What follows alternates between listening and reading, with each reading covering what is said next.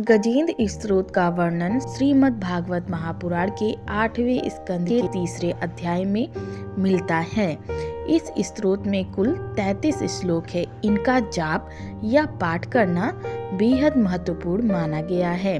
इस स्तोत्र में एक हाथी और मगरमच्छ के साथ हुए युद्ध का वर्णन है।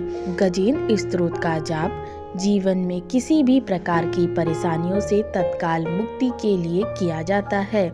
गजेंद्र मोक्ष स्तोत्र से जुड़ी जानकारी और इसके लाभ के बारे में हम बात करते हैं। गजेंद्र मोक्ष स्तोत्र की उत्पत्ति कैसे हुई? पौराणिक कथा के अनुसार एक बार हाथियों का राजा गजेंद्र अपने समूह के साथ घूमने निकला। उसी दौरान उन्हें जोर की प्यास लगी। अपनी प्यास बुझाने के लिए वो एक विशाल तालाब के तट पर पहुंचे और वहां जल ग्रहण किए। इसके बाद उस तालाब में मौजूद कमल के फूलों की खुशबू से मंत्रमुग्ध होकर वो सरोवर में जल क्रीड़ा के लिए उतर गया।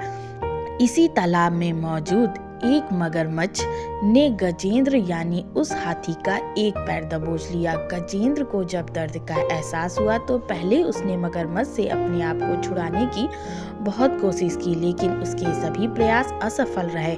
इसी बीच मौजूद अन्य हाथियों ने भी गजेंद्र को ग्रह के चंगुल से मुक्ति दिलाने का प्रयास किया, लेकिन सभी असफल रहे।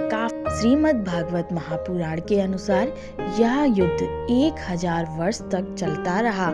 अंत में गजेंद्र की सारी शक्तियां थक गईं और उसने मोक्ष प्राप्ति के लिए श्री हरि विष्णु जी की आराधना करनी शुरू कर दी और इस स्तोत्र का जाप किया, जिसे गजेंद्र मोक्ष स्तोत्र कहा जाता है। गजेंद्र के स्तोत्र का पाठ से खुश होकर विष्णु जी उस सरोवर पर आते हैं और अपने सुदर्शन चक्र से ग्रह यानी कि मगरमच्छ के सिर को काट देते हैं। गजेंद्र मोक्ष स्तोत्र के लाभ भागवत पुराण में कहा गया है कि जो मनुष्य इसका पाठ करेगा उसके लिए कुछ भी असंभव नहीं। इस स्तोत्र का रोजाना ब्रह्म मुहूर्त में पाठ करने से वह व्यक्ति कृष्ण का प्रिय बन जाएगा।